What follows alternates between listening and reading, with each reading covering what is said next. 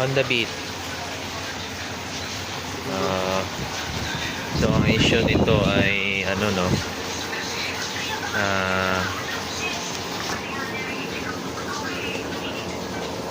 pag binirit, no, nag-ano siya, magbubulunan. Ayan, on natin. Ayan, pag binirit, no, ayan, ayan, parang mamamatay.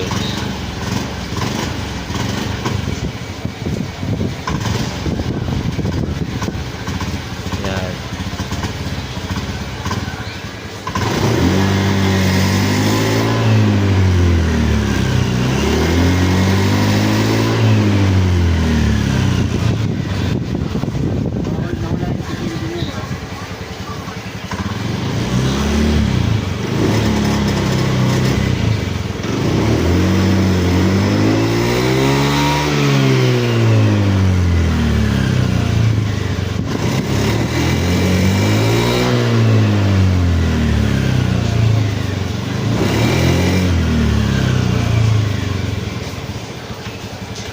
Okay, try natin.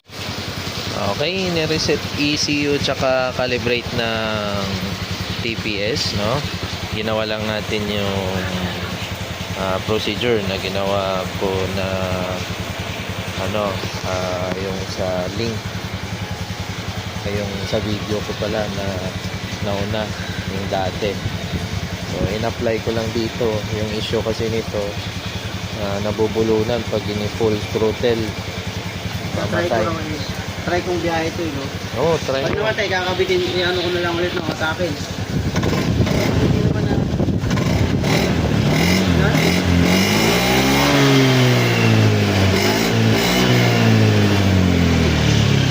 Lakas. Ayan, okay na. Maliksi na ulit. Goods na, goods. Okay, di iwas gastos. Ano? Iwas, ano, gastos. Iwas talaga sa gastos, wala pa lang mga pera-pera. Natalo. Hindi pala, nanalo na sana ako sa sugal.